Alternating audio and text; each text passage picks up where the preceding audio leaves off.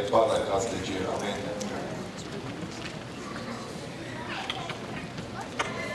Marc chapitre 10, verset 46 à 52.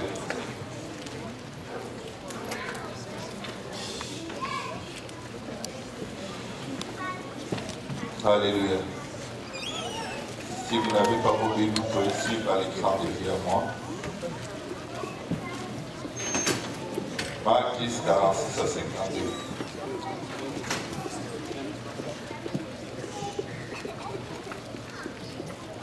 Ils arrivèrent à Jéricho. Est-ce que tout le monde y est? Si vous y êtes, Amen.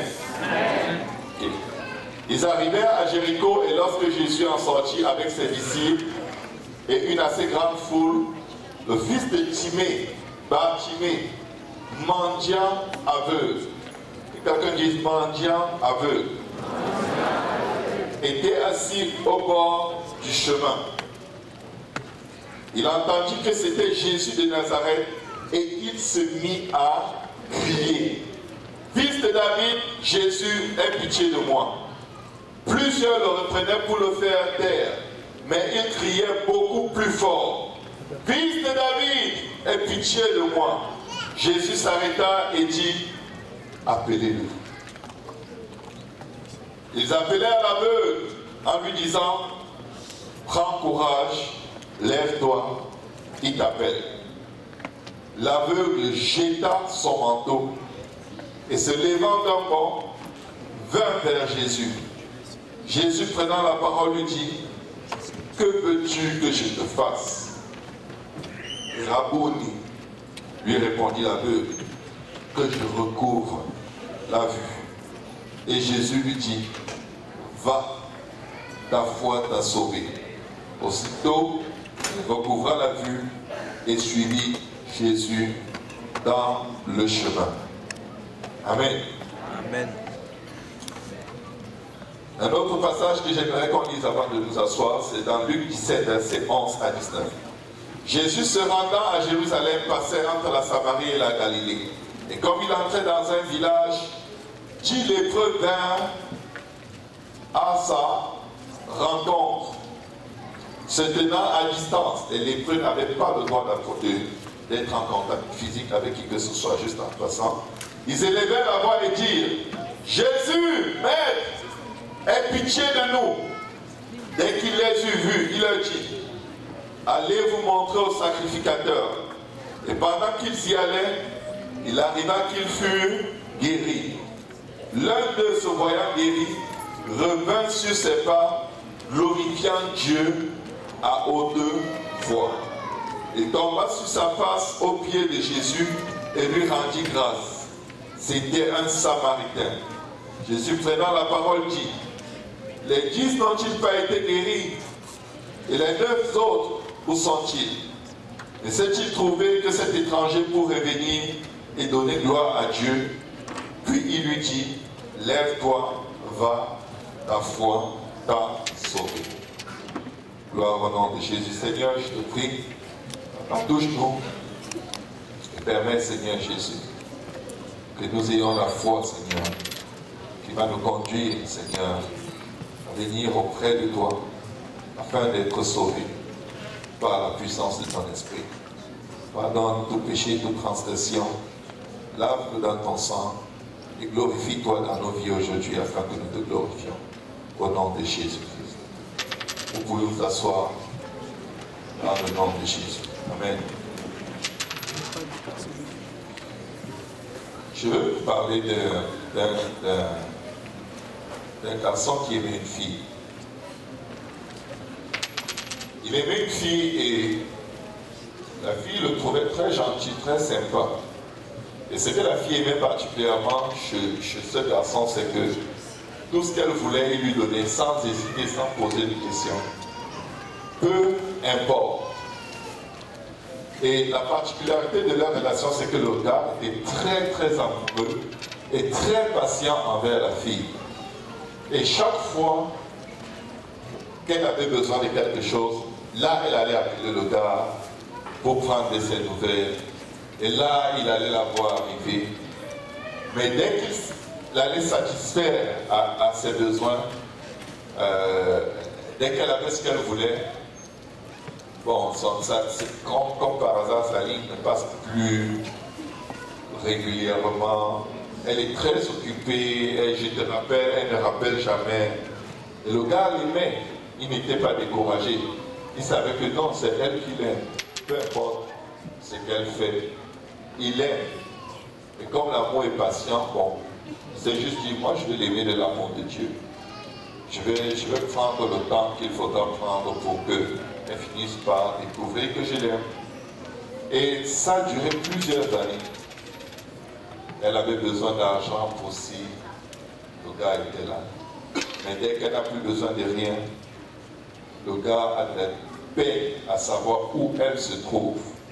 Et ils avaient ce type de relation que le gars acceptait parce qu'il se disait, de toute façon, l'amour véritable ne change pas. Tôt ou tard, elle va savoir que je l'aime.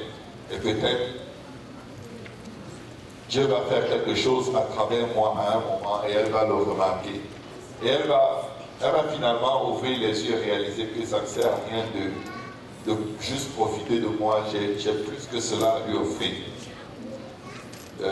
Le gars a continué à aimer la fille et je vous dis une chose, elle traînait même avec d'autres garçons. Et le gars, il aimait toujours. Finalement, elle vient dire au gars que bon, malheureusement, elle est tombée dans le péché, l'impudicité, et elle est malade.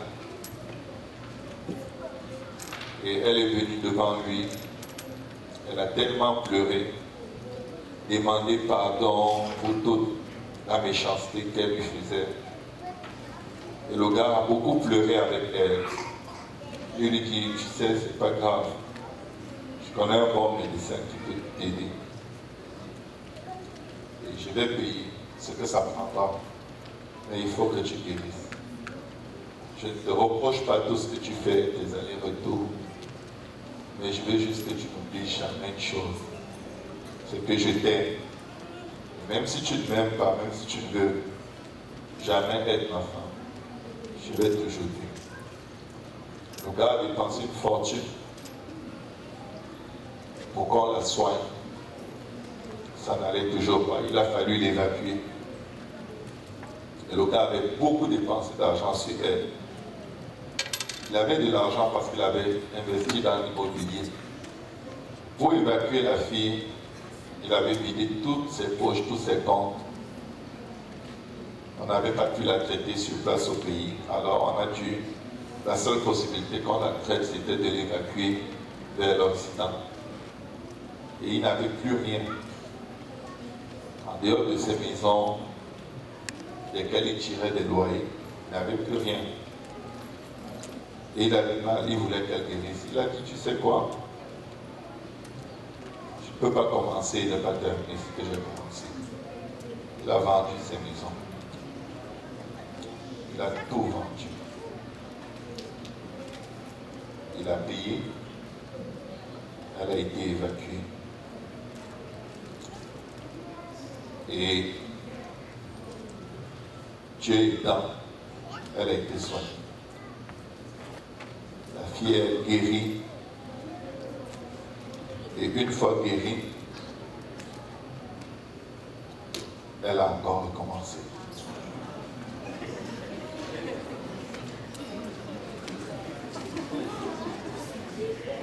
Ouais. Elle a recommencé à disparaître. Le gars n'avait plus rien. Il avait donné le meilleur de lui. Un jour, il lui a dit, tu sais, ce que j'ai fait pour toi, c'est la dernière chose que je puisse regretter dans ma vie. Je suis fier d'avoir été juste à ce niveau pour toi. Je ne le regretterai jamais. Le jour où tu reviendras à toi, viens me voir, je t'attends. Et tout le monde était dégoûté, extrêmement dégoûté d'une telle fille. Mais le gars, il l'aimait. Il l'aimait au point de sacrifier tous les efforts de sa vie pour elle. Sachant bien ce qu'elle était, sachant qu'elle peut ne pas revenir.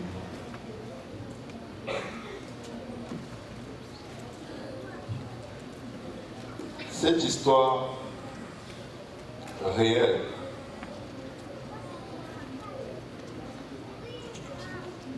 m'a beaucoup parlé particulièrement. Parce que souvent on croit on sait ce que c'est que l'amour. Et on dit, ah mais je l'aime, je l'aime, mais est-ce que tu aimerais la personne si elle te trompait, si elle abusait vraiment de toi de façon visible, de façon consciente, et tu vois toute la malice, toute la cupidité, tout l'amour intéressé dans la personne, que la personne te témoigne et tu continues d'être là. Y a-t-il quelqu'un parmi nous qui est capable de faire une telle chose sans être juste envoûté, mais étant objectif, étant conscient, étant serein et sans rien attendre en retour? Cette histoire vraie est profonde et elle peut vous toucher. Mais nous allons revenir dans Marc au chapitre 10.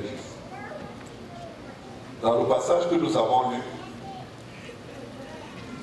le Seigneur Jésus arrive à Jéricho et il va rencontrer Bartimée. Bartimée vit une situation qu'il n'a pas cherchée. Bartimée est aveugle et il est mendiant. Il n'est pas né aveugle. Vous savez, si vous êtes aveugle et que vous êtes né dans une famille riche, au moins vous avez à manger sur la table.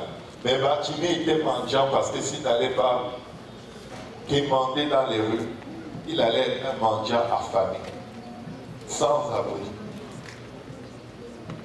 Et alors que Bartimée entend parler de Jésus, Bartimée a un déclic. Il faut que j'arrête de me plaindre de mon sort. Il faut que j'arrête de me demander à Dieu pourquoi moi. Il faut que j'arrête de demander à Dieu pourquoi est-ce que ce n'est qu'à moi que ça arrive. Pourquoi je n'ai jamais personne pour moi. Pourquoi est-ce qu'on me rejette. Pourquoi est-ce qu'on me méprise. Je n'ai peut-être pas les yeux pour voir comme tout le monde. Je n'ai peut-être pas l'aptitude de me lever, aller travailler et gagner mon pain comme tout le monde. Mais Dieu m'a fait don d'une chose, de croire qu'il peut faire quelque chose pour moi. Dieu m'a fait don de la foi. Je viens dire à quelqu'un aujourd'hui, peut-être tu vas regarder les chapitres de ta vie et ils ne ressemblent pas à ce à quoi tu t'attendais quand tu étais beaucoup plus jeune. Peut-être quand tu vois la manière dont tu vis, les choses qui t'arrivent, les démons qui t'oppriment la nuit, et toutes sortes de malheurs, le rejet, l'abandon, les trahisons. Et tu te dis, je suis vraiment très très malheureux. Et vous savez, quand on est parfois réaliste, pour ne pas dire négatif envers les choses qui nous arrivent, on a confiance, on est sûr. Je souffre. Je souffre. Non, tu ne comprends pas. Moi, je souffre. Toi, on n'a pas la même situation. Je souffre plus que toi. Tu as tellement confiance que ta situation est la pire des pires, des pires et des pires. Et tu as une assurance terrible. Et quand on veut te consoler, tu es comme, non. Oui, mais non. On te dit tout le monde souffre, tu dis oui, mais pas comme moi. Est-ce que tu connais vraiment comment je souffre? Est-ce que tu connais mon histoire? Est-ce que tu sais combien de personnes me détestent? Est-ce que tu as déjà vu un être humain qu'on déteste comme ça? Ça n'existe pas. Amen. Est-ce que tu dis que ton mari est mauvais? Moi, mon mari, c'est le diable. mais mon mari me trompe. Comment ton mari a déjà fait plus que ton mari? Il dit, non, moi il me trompe, il me bat. Et il prend tout mon argent. Donc, je dis que tu as des problèmes, j'en ai plus que toi. Elle te dit, non, moi il ne me bat pas, mais il m'a rendu malade. À force de courir une autre femme dehors. Et vous faites comme un bras de fer des personnes qui souffrent le plus.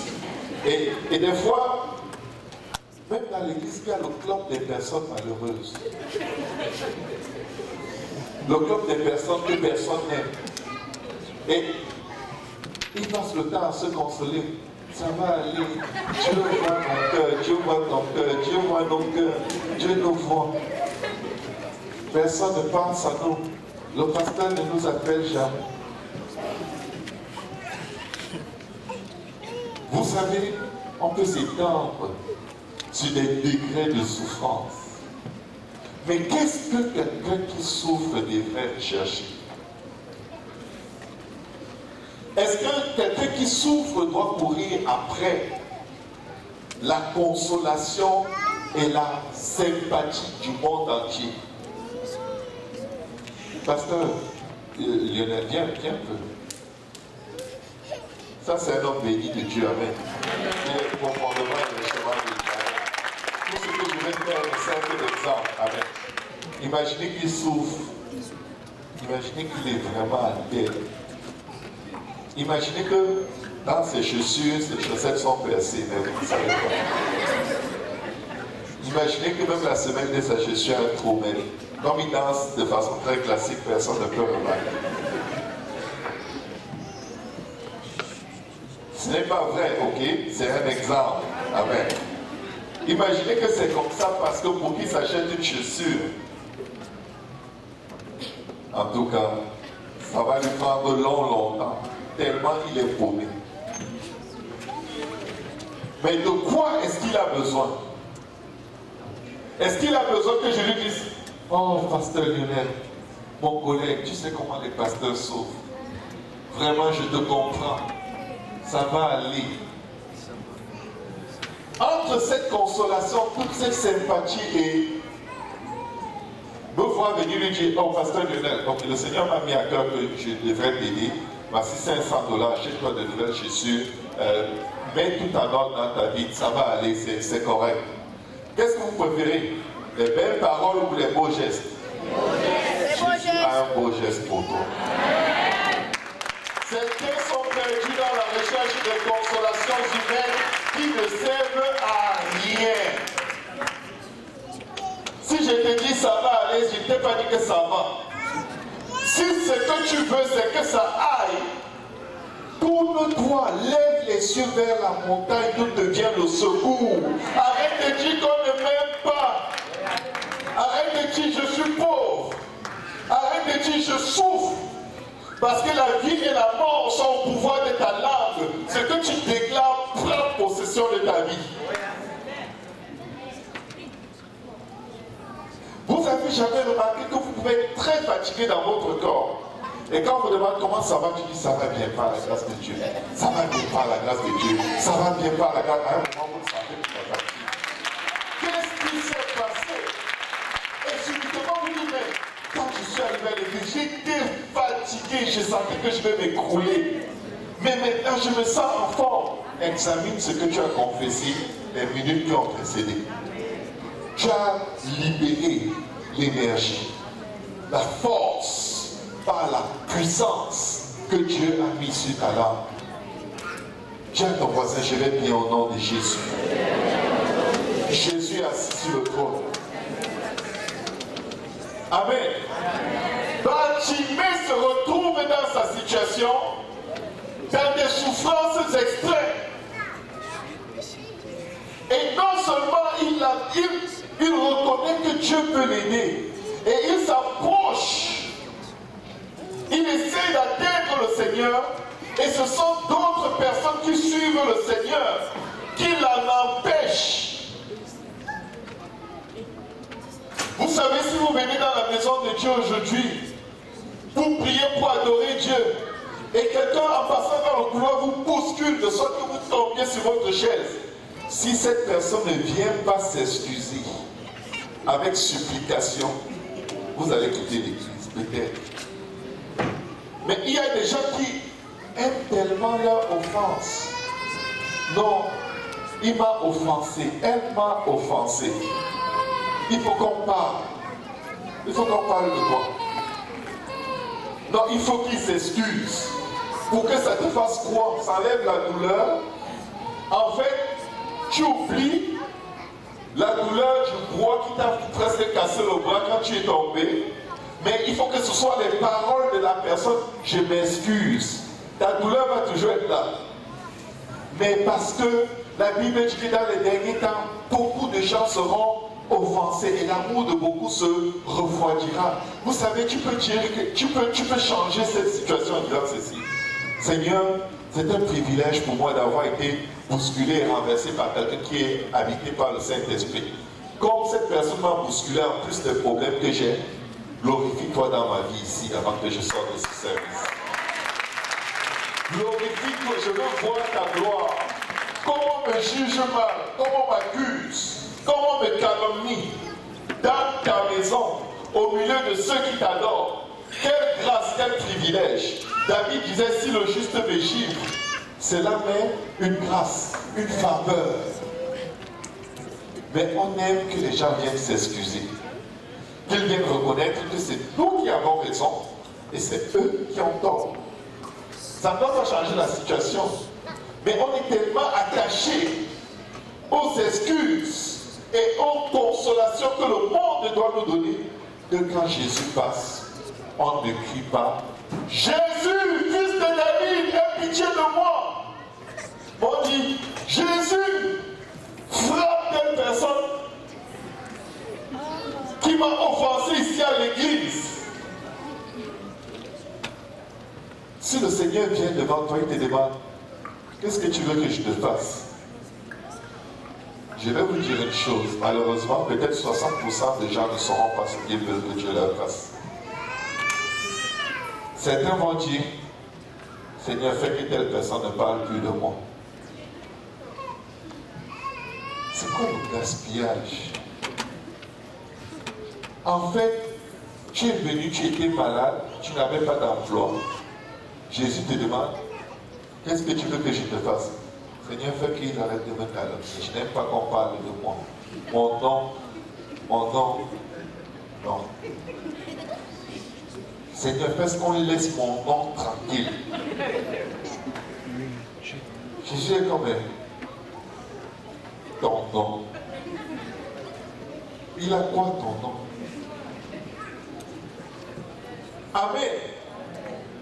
Bartimée face à l'opposition des croyants ne s'est pas laissé offenser.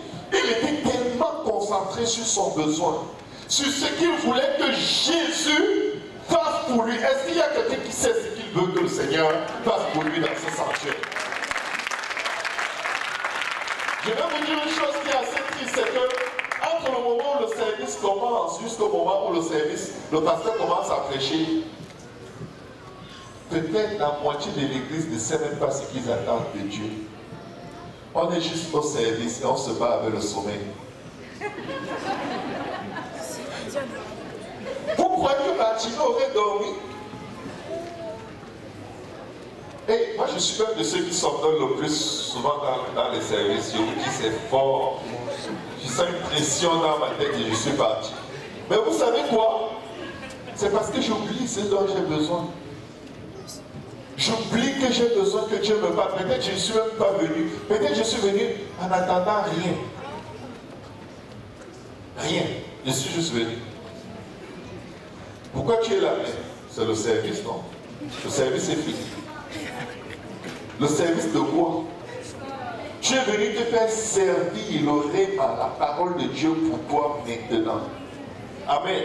Et si tu ne fais pas attention, les choses de ce monde vont se mettre entre toi et la parole vivante que Dieu a pour toi. C'est pourquoi je dis aux mes frères et mes sœurs, nous devons garder un œil ouvert. Amen. Nous devons garder un œil ouvert pour ne pas être distrait et passer à côté. Passer complètement à côté de ce que Dieu peut faire de toi et avec toi et pour toi dans le service. Amen. Bartimée aurait pu être profondément blessé, mais il a poussé un cri beaucoup plus fort. Et je vais dire à quelqu'un aujourd'hui, à moins que tu dépasses les attentes avec lesquelles tu es venu dans la maison de Dieu, il est fort probable que tu rentres exactement comme tu es venu, et peut-être même plus amer que tu l'étais. À moins que tu oublies que tu as un frère et une soeur, et que tu as un Dieu, et que tu te concentres sur le Dieu vers qui tu es venu, tu risques de passer à côté de ta bénédiction. Et tu auras l'impression, ça fait 900 ans que je viens dans cette église, rien n'a changé dans ma vie.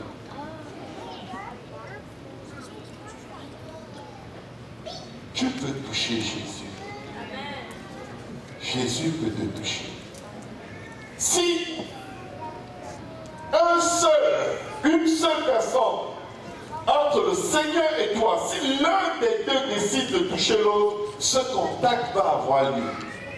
Il aura lieu dans tous les services. Et il va se passer quelque chose dans la vie de quelqu'un ici aujourd'hui. Bartimée n'a pas fui la foule, comme certains disent. Oh, il y a trop de méchants dans l'église, il y a des hypocrites, il y a des ci, il y a des ça. Moi, je préfère rester chez moi prier. Vous savez, ça, c'est une doctrine de l'enfer.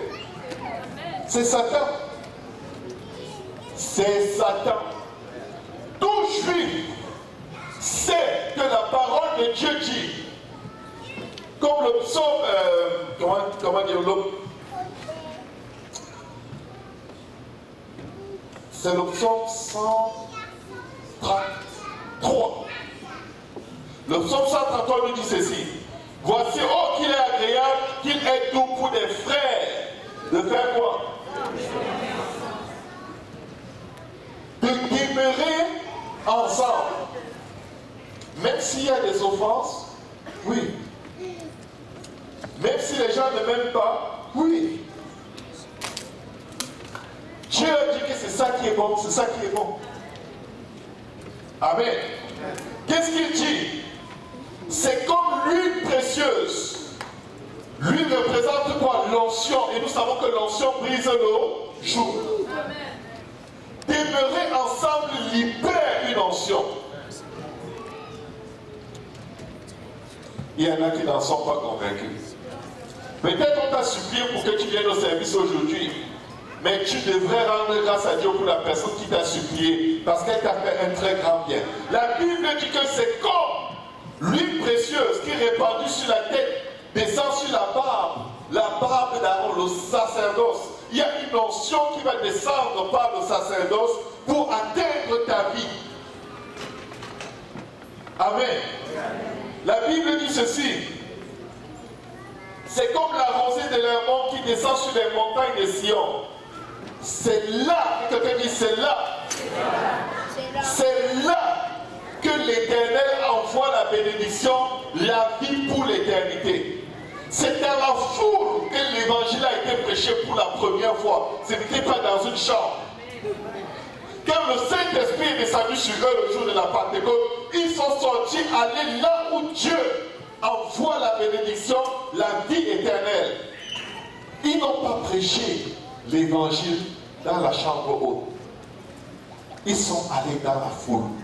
Tous les miracles, ou la majorité, je dirais 95% des miracles que le Seigneur a opérés, il les a opérés dans la foule. Il ne les a pas fait dans le secret. Quand l'ennemi veut te convaincre de rester chez toi pour chercher Dieu pour toi seul, c'est comme un troupeau de gibier dans lequel il y a une brebis qui n'arrive pas à suivre le rythme du groupe et se met de côté. Vous savez, la Bible dit que Satan rôde comme un lion cherchant qui va dévorer. Il ne va pas dévorer ceux qui sont à l'assemblée. Il va dévorer ceux qui se retirent pour se perdre. Parce que le diable aime les proies faciles. Il sait que s'il s'attaque à un fort, Le fort est conscient que Jésus lui a donné le pouvoir de marcher sur les serpents et les scorpions et sur toute la puissance de l'ennemi et que rien ne pourra vous nuire. Et le faible qui se retire n'est pas conscient de cela. Il ne pense qu'à lui, ses souffrances, ses problèmes, son rejet. La foule ou l'assemblée, c'est le lieu de prédilection de la manifestation de la puissance de Dieu. C'est pourquoi la Bible dit n'abandonnez pas vos assemblées. Amen. Mais la Bible dit qu'il y aura parmi nous des loups. La Bible, le Seigneur te dit qu'il y aura des gens dont la condamnation est même déjà écrite. Il ne dit pas dans le monde, au milieu de vous. Mais il te dit, sois là. Tu sors de là, tu meurs. Tu dis, mais comment ça? Je devrais mettre mes pieds au cou et disparaître. Dieu dit non, tu es plus en sécurité là. Parce qu'il y a l'onction. Parce que ce méchant qui est parmi vous, je veux le délivrer. Je vais faire quelque chose à travers lui qui va vous amener à vous attacher à moi pour toujours. Et si tu n'es pas là pour le voir, tu ne pourras pas t'attacher à moi. Amen. Dieu fait toutes choses, pas d'après le conseil des disciples. Si le Seigneur disait, qui crie là? On lui dit, ah non Seigneur, c'est Bartimée, c'est juste un aveu. Et il dit, mais est-ce que je peux faire quelque chose pour Bartimée? Jean, viens voir. Bartimée, tu connais Bartimée? Non. Pierre, tu le connais? Non. Ah bon, ok, comme personne de vous ne le connaît, continuons. Je vais te dire une chose, quand Dieu veut te bénir, il ne demande la vie de personne. Personne. Arrête de croire que parce que telle personne est fâchée de toi, Dieu ne va pas te bénir. Ce n'est pas ton co-créateur. Tu as un seul Dieu. Écoute, ô Israël, l'éternel, notre Dieu est le seul éternel. Dieu n'a pas de secrétaire. Amen. Il n'a pas de conseiller. C'est pourquoi la Trinité, ça ne marche pas. Parce qu'ils disent que Dieu a dit, Dieu le Père a dit à Dieu le Fils et à Dieu le Saint-Esprit, faisons l'homme à notre image, selon notre ressemblance. Le Saint-Esprit dit, ah non. Moi je n'ai pas d'image. Monsieur Esprit.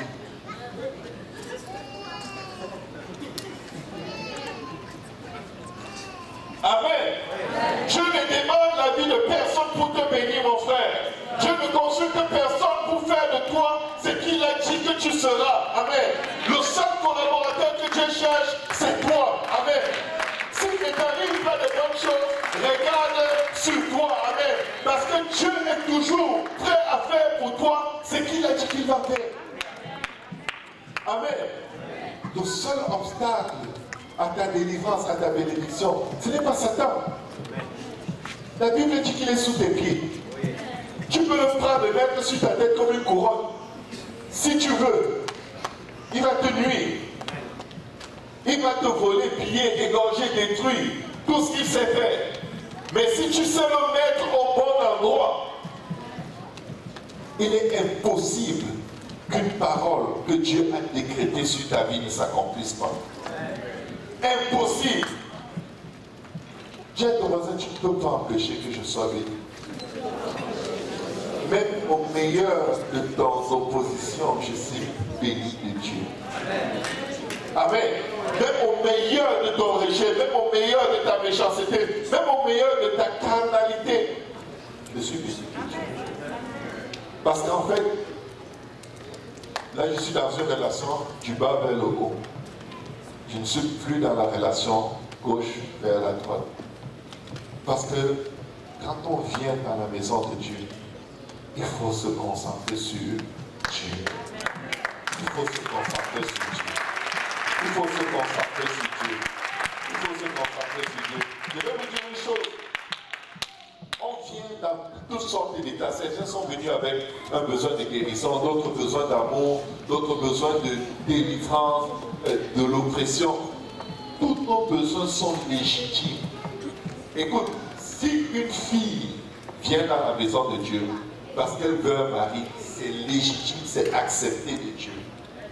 Mais si elle reste dans l'église en gardant ses radars seulement fixés sur les hommes, là, elle va avoir les problèmes. Parce qu'elle n'a pas de bon radar. Dès que ton radar est bien connecté à Dieu, Dieu renvoie le radar sur la bonne personne. Et il met un radar entre la personne et toi. Il y a une connexion qui se fait. Et on aboutit à un mariage. Mais quand ton radar est sur les hommes et Dieu veut te dire bonjour ma fille, tu dis attends le Seigneur. J'attends le frère qui va entrer avec une chaussure blanche. C'est lui. Et là, oh Seigneur, pendant l'adoration, tu cherches des chaussures blanches.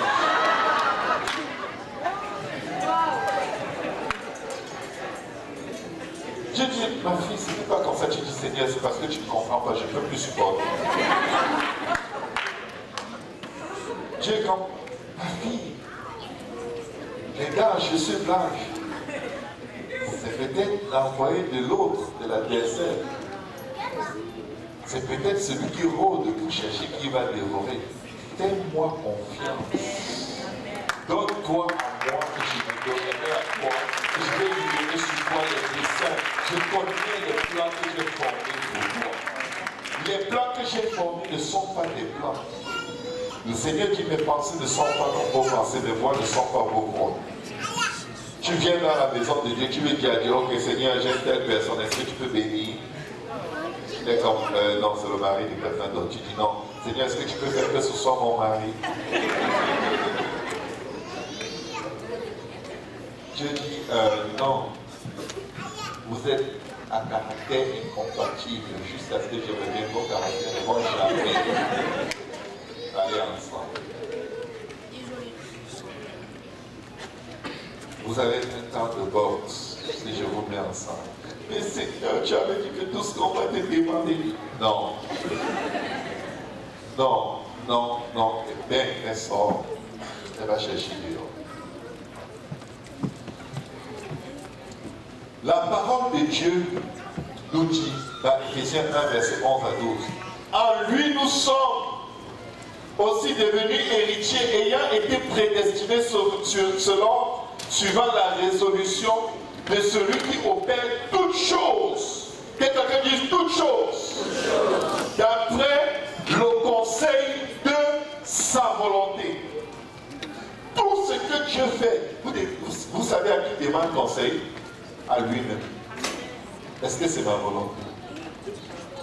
C'est pourquoi la Bible dit que tout ce que vous demanderez à Dieu selon sa volonté, il vous le donne. Amen. C'est pourquoi il dit cherchez premièrement le royaume des cieux et sa justice.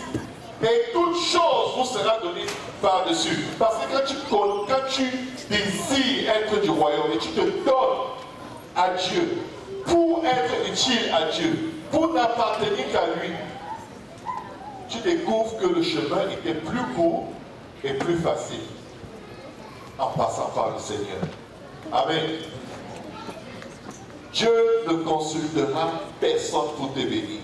Si tu veux un enfant, Dieu ne va pas demander l'avis du médecin. Si tu veux une guérison, Dieu ne demande pas au médecin, est-ce que cette femme peut guérir? Est-ce que vous avez déjà créé l'antibiotique? Parce que son cas est très grave.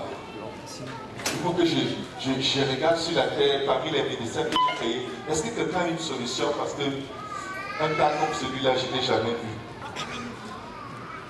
Donc, Dieu regarde à lui-même. Dis à ton voisin, Dieu regarde à lui-même en ce qui me concerne.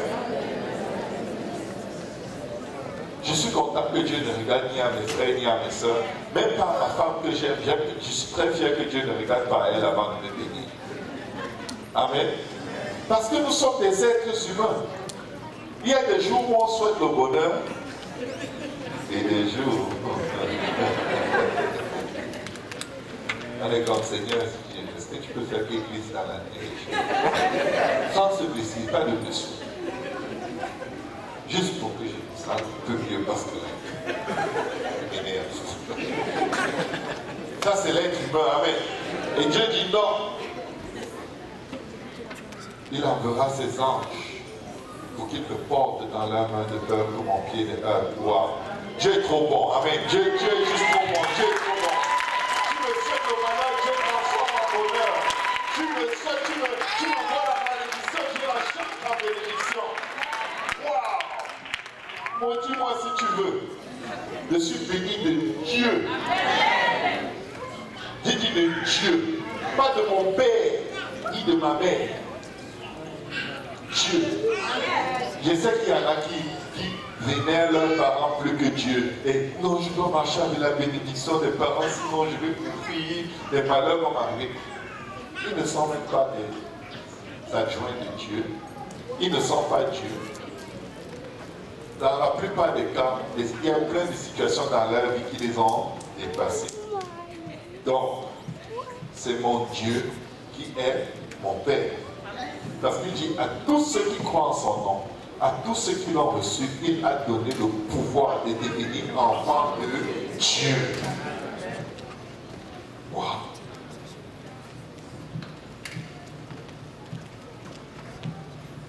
Romains 8, verset 38.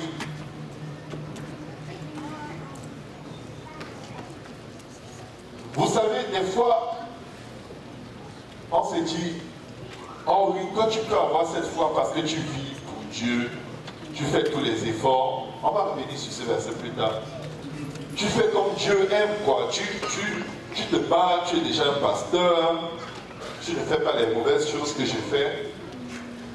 Je vais juste rendre témoignage à quelqu'un d'un homme. Un homme de Dieu. Puissamment loin de Dieu. Puissamment aimé de Dieu. Mais il a compris ce que Bartimée avait compris. Que le monde aille comme je veux ou pas, je ne dois pas perdre ma foi. Ce qui a sauvé Bartimée, c'était sa foi. Ce n'était pas l'approbation de tout ce qui était autour de lui. C'était sa rencontre personnelle avec Jésus. Non seulement Jésus a guéri ses yeux, mais Jésus l'a sauvé. Est-ce que vous savez que le salut et les miracles, c'est deux choses différentes? C'est totalement différent. Tu peux ne voir aucun miracle de ta vie et être sauvé. Et tu peux voir tous les miracles dans ta vie et aller en enfer. Mais qu'est-ce que Dieu veut? C'est que nous ayons les deux. Il dit, bien-aimé, je désire que tu prospères à tout égard et que tu sois en bonne santé, comme prospère l'état de ton âme. Après cette bénédiction, après cette faveur, après ces miracles, où est-ce que tu vas? Je veux que tu te poses cette question tous les jours et que tu viennes vers moi avec assurance. Approchez-vous donc avec assurance devant le trône de la grâce pour recevoir miséricorde selon vos besoins. Tu as besoin de miséricorde quand tu faillis. Amen. Ce n'est pas quand tout va bien. Ce n'est pas seulement parce que tu souffres. Mais c'est parce que tu souffres et tu es coupable. Tu souffres à cause de tes mauvais choix, à cause de tes erreurs, à cause de tes rébellions, à cause de tes désobéissances, parce que tu n'écoutes pas. Mais Dieu a quelqu'un, même si je n'écoute pas, Dieu a une issue pour moi. Même si j'ai la tête d'un âne, vous savez, c'est Dieu qui a créé les ânes, il connaît comment leur cerveau fonctionne, il va m'aider. Quelqu'un doit arriver à cet endroit où il n'accepte pas que l'ennemi le disqualifie de l'amour de Dieu. Romains 8, 38, qu'est-ce que la Bible dit? Car j'ai l'assurance que ni la mort, que quelqu'un dise ni la mort, ni la vie, ni les anges, ni les dominations, ni les choses présentes, ni les choses à venir, ni les puissances, ni la hauteur, ni la profondeur, ni aucune créature ne pourra nous séparer de l'amour de Dieu manifesté en Jésus-Christ notre Seigneur. Jésus t'aime. Jésus t'aime. Et ce qui peut l'empêcher de t'aimer n'existe pas. Je viens dire à quelqu'un, lève les yeux vers la montagne, d'où te viendra le secours. Le nom de l'Éternel est une douce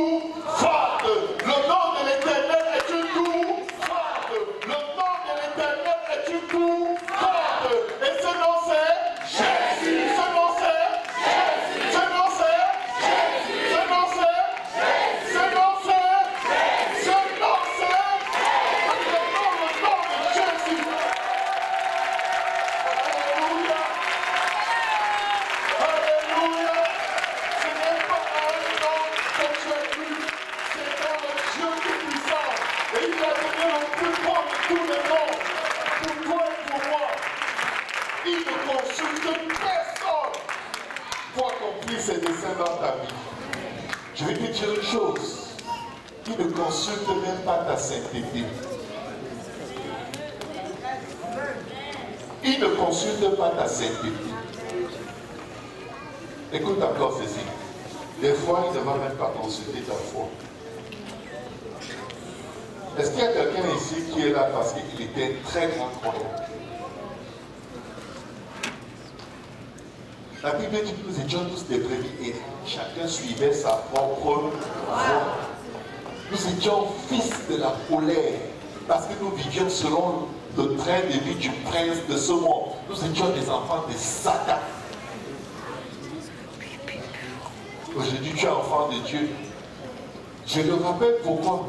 Certains ont oublié ce qu'ils étaient. Et ils sont devant Dieu tous les jours par rapport à leurs frères ou à leurs soeurs qu'ils ont pensé. Fais-moi justice, fais-moi justice. Il a parlé de moi. Il a parlé de moi. Il a dit quelque chose qui n'était pas vrai.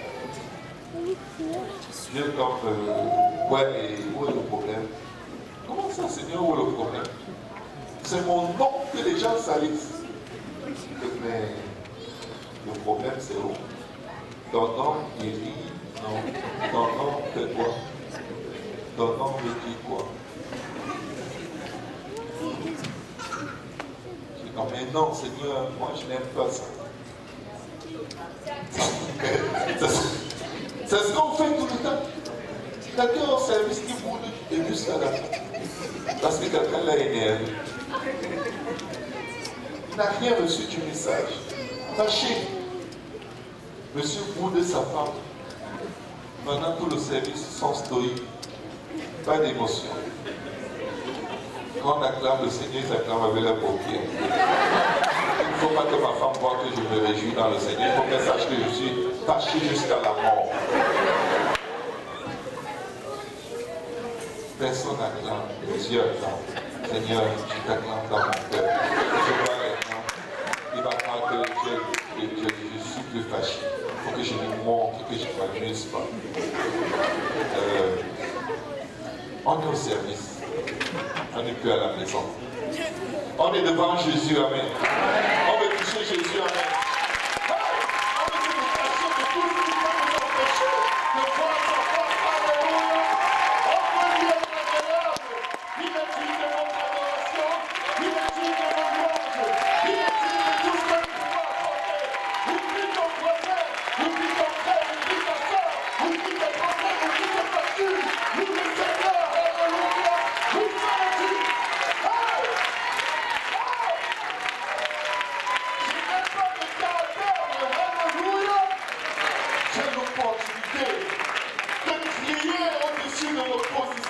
De crier au-dessus de la méchanceté des hommes et dire Jésus, fils de David, aie pitié de moi, pas de mon voisin, de moi, je suis là pour moi, alléluia. J'ai eu assez de temps pour m'occuper du monde entier, que fait-il à un homme de gagner le monde s'il perd son âme? Je suis là parce que j'ai besoin de Jésus.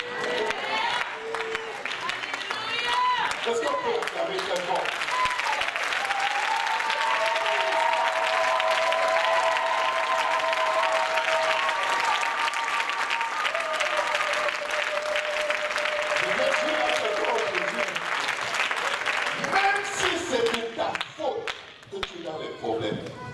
Même si tu es malade, peu importe ce qui t'arrive sur la face de la terre, je vais dire à quelqu'un, tant que tu respires, il y a de l'espoir.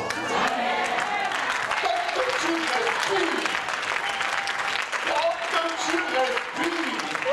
et même si tu tombes raidement, il a réveillé Lazare après 3-4 jours dans le tombeau, il y a quand même de l'espoir.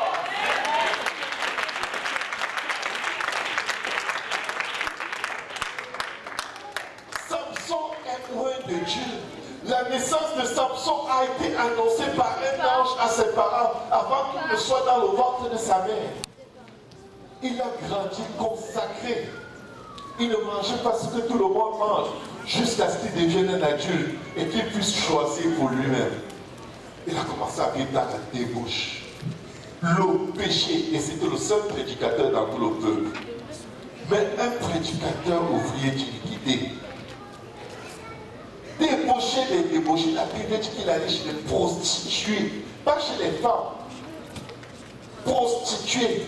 Il va y déclencher une prostituée. Déjà, aller regarder en dehors du peuple de Dieu, c'était déjà un grand péché. Et c'est lui qui prêchait ça, s'il vous plaît. Mais non seulement il va chercher ailleurs, mais chez les prostituées, des gens qui ne connaissent pas Dieu. C'est-à-dire que le pire, du pire, du pire. Et je vais vous dire, quand il était dans les troupes, l'Esprit de Dieu descendait sur lui et il est massacré. Jusqu'à ce qu'il abandonne le secret de sa consécration entre les mains d'une prostituée. Et même ayant les yeux crevés, sous le poids de l'oppression, de la culpabilité, oh c'était ma faute, oui j'étais chez les prostituées, on a coupé mes cheveux, je n'écoutais pas Dieu, je prêchais, je vivais contrairement à ce qu'on me faisait. Il a dit non. Écoute, Dieu aurait pu me tuer. Au lieu de crever mes yeux, ils auraient pu couper ma gorge. Il dit Seigneur, vraiment, je suis désolé. Pardonne-moi. Tu sais quoi? Je crois que tu peux encore faire quelque chose avec moi. Même rejeté, même coupable. Ouchatabacha. Si tu respires, tu peux mettre Satan. Même s'il t'a amené dans la Bible,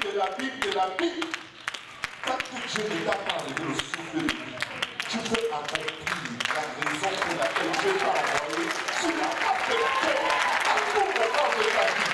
Il n'est jamais trop tard. Parce que tu respires, il y a de l'espoir.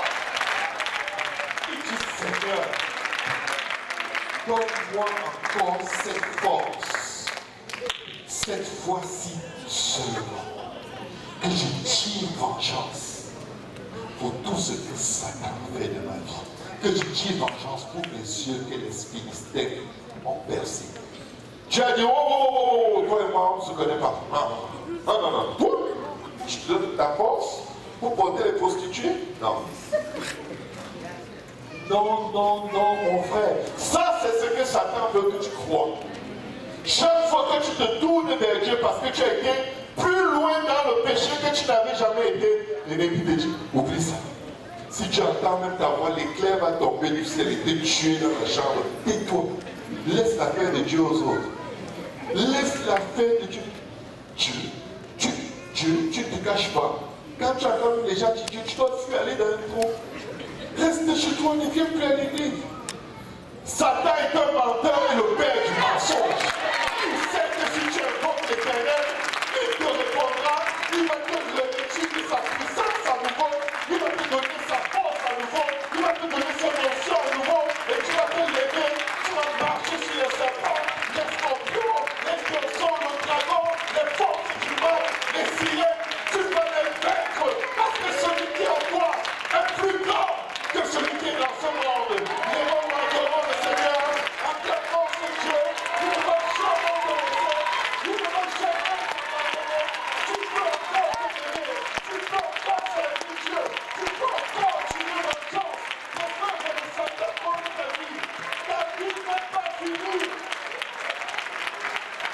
Il est honneur, il est profondeur, il est puissance, il est aucune créature. Aucune créature ne pourra vous séparer de l'amour de Dieu manifesté en Jésus-Christ. Que veut dire aucune créature? Satan est une créature. Les serpents, c'est des créatures. Les sirènes, c'est des créatures. Tous les péchés qui se font sur la terre se font à travers les créatures. Et la Bible te dit, enfant de Dieu, secoue-toi, réveille-toi. Ce n'est pas fini entre Dieu et toi. Cette relation continue. Cette relation continue. Tu as ta place auprès de Dieu. N'accepte pas les bombardements dans ta tête. Tu es enfant de Dieu. Et la Bible te dit l'amour de Dieu manifesté en Jésus. Galates 3, verset 10. Tous ceux qui ont été baptisés en Jésus-Christ ont revêtu Christ. Vous savez,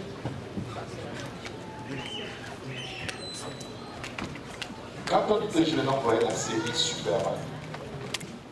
Et Superman, on dirait qu'il est né avec une ceinture où il y avait un S dessus. Mais toi, quand tu es baptisé au nom de Jésus, tu as un vêtement sur toi, que tu le vois ou non, sur lequel il est marqué Yeshua.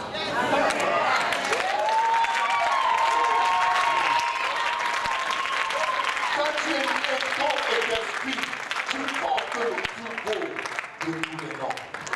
Et il n'y a aucune kryptonite qui va t'empêcher d'exercer ton pouvoir si ce sont les mensonges de Satan. Et là, tu lui dis au nom de Jésus, tu dors de Satan comme des terres.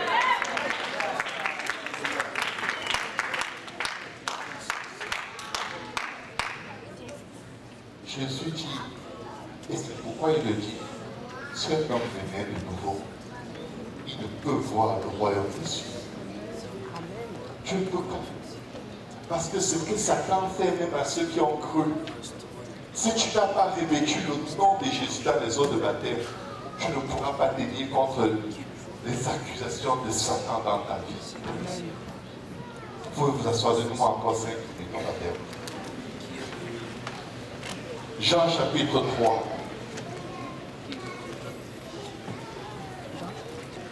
Jean 3 à partir du verset 3.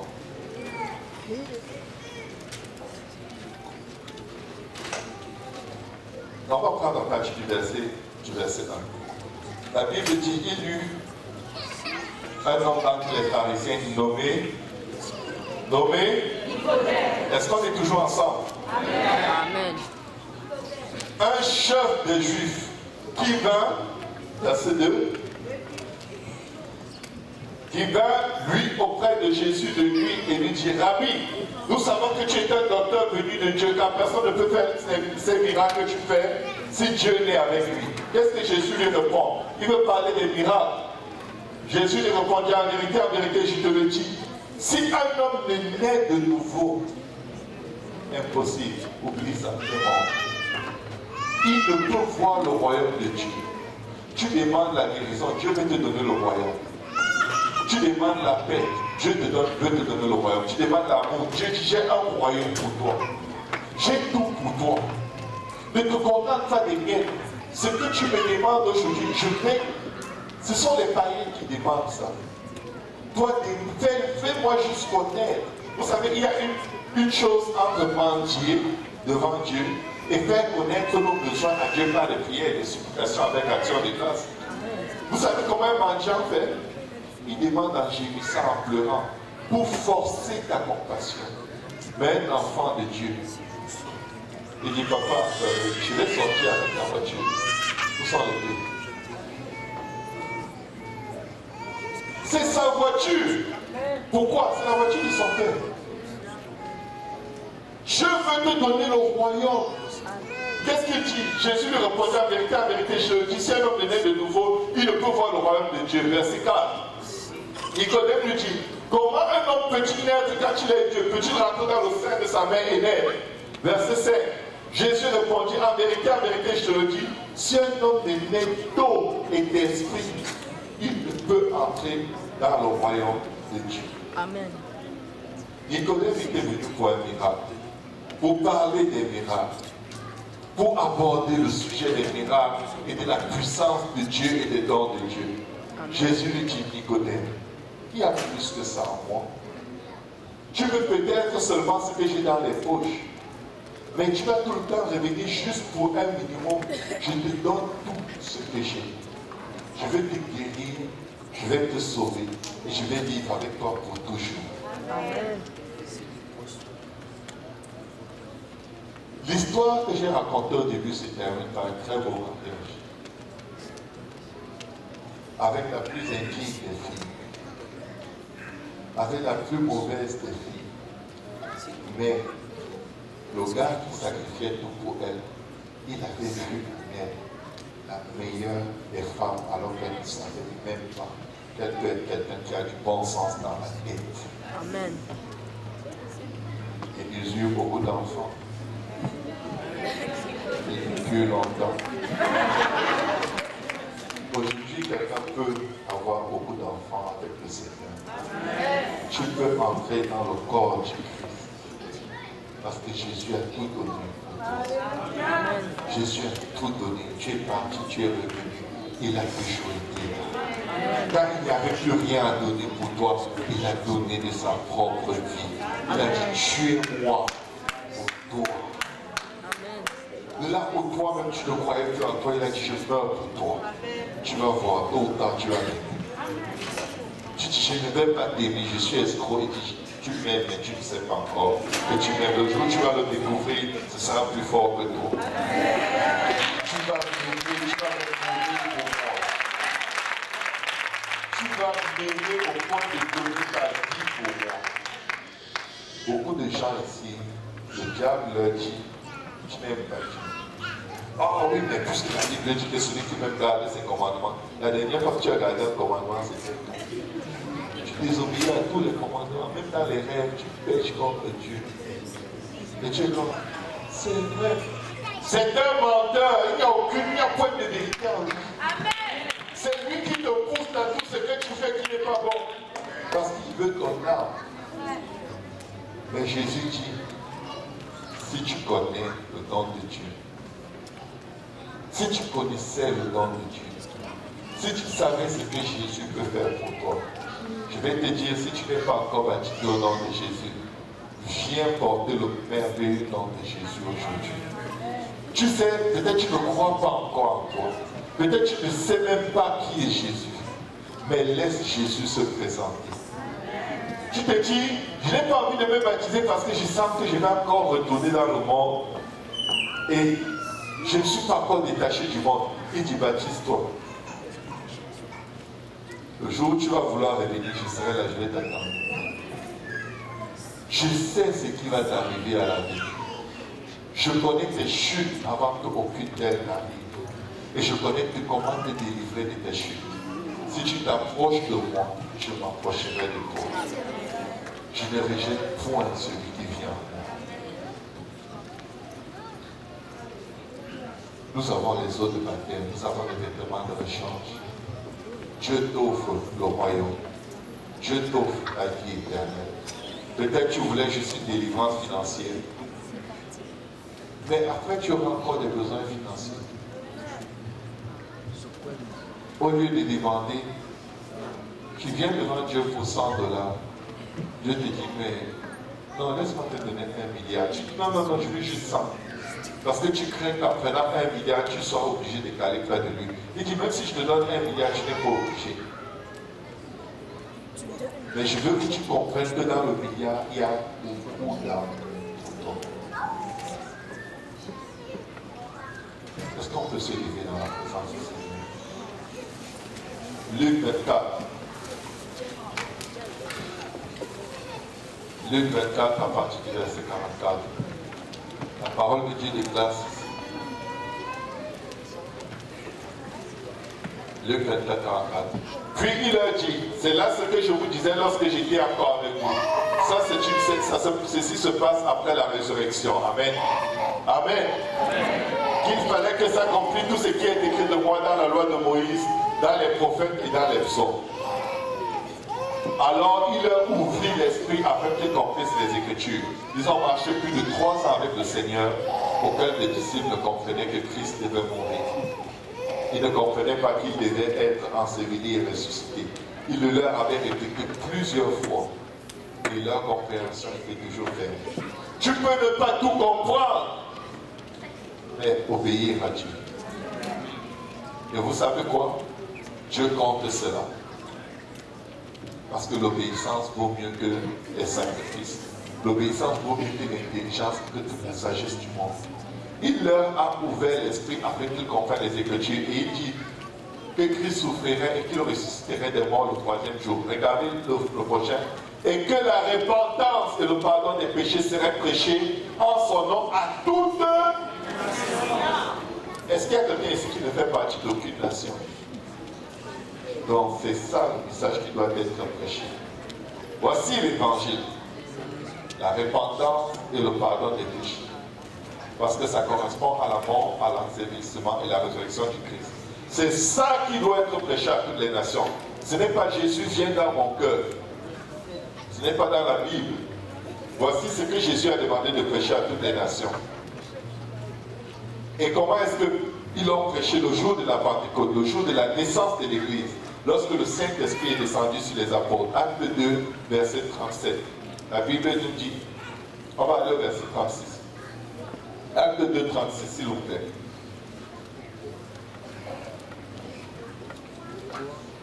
Que toute la maison d'Israël sache donc avec certitude que Dieu a fait Seigneur et Christ, c'est-à-dire loin, celui qui devait sauver son peuple de ses péchés, ce Jésus que vous avez crucifié. Verset 37. Après avoir entendu ce discours, ils eurent le cœur vivement touché et dit à Pierre et aux autres apôtres, oh frère, que ferons-nous? Pierre n'est pas allé dire, recevez Jésus dans votre cœur. Mais il a prêché exactement ce que Jésus avait demandé de prêcher. Dans Luc 24, verset 44, on a dit qu'il avait demandé de prêcher la repentance et le pardon des péchés en son nom. Pierre leur dit, répentez-vous. Est-ce que c'est ce que Jésus a demandé de prêcher? Et que chacun de vous soit baptisé au nom de Jésus-Christ pour le pardon de vos péchés. Est-ce que c'est ce que Jésus a demandé de prêcher? C'est comme ça que l'évangile doit être prêché. Et vous recevrez le don du Saint-Esprit. Car la promesse est pour vous. Prochain verset. Et par plusieurs autres paroles, il les conjurait et exhortait, disant, sauvez-vous de cette génération perverse et l'appel à la sanctification. C'est-à-dire la séparation des voies du style de vie du monde. Et ceux qui acceptaient sa parole furent baptisés et en ce jour-là, le nombre de disciples augmenta d'environ 3000 âmes. Ils sont devenus disciples de Christ en étant baptisés au nom de Jésus-Christ. Pas au nom du Père, du Fils et du Saint-Esprit. Parce qu'il n'y a aucun nom qu'en Père, Fils, Saint-Esprit. Il y a trois J. Acte 4, 12 J. Il n'y a de salut en aucun autre. Car il n'y a sous le ciel aucun autre nom qui ait été donné parmi les hommes par lequel nous devions être sauvés. Quel est le nom qui sauve? Quel est le nom qui guérit? Quel est le nom qui délivre? Quel est le nom qui pardonne? Quel est le nom qui console? Quel est le nom qui opère les produits irrémédiables? Quel est le nom qui restaure? Quel est le nom qui est au-dessus de tout nom? Quel est le nom que nous devons porter dans les choses de la paix? C'est le seul et unique nom de Jésus. Acclamons le nom de Jésus. Il est digne d'être honoré. Il est digne d'être adoré. Son nom, c'est Jésus.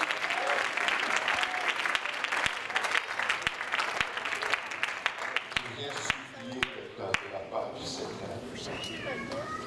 Si tu n'as pas encore été baptisé au nom de Jésus,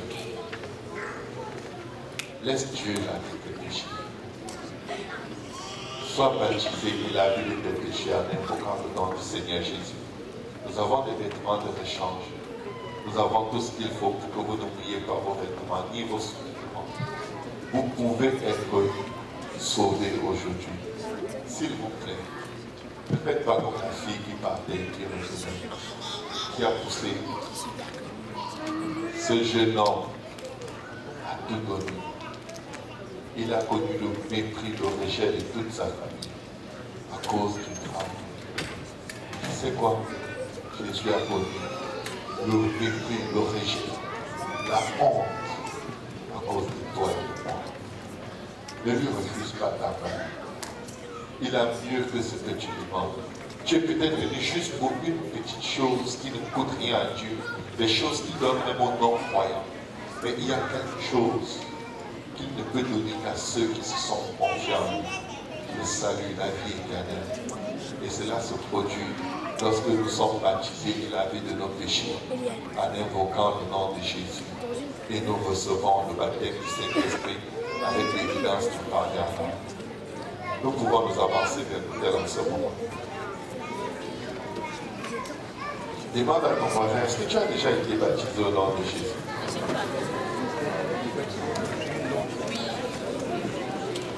Tu peux être baptisé et lavé de tes péchés au nom de Jésus.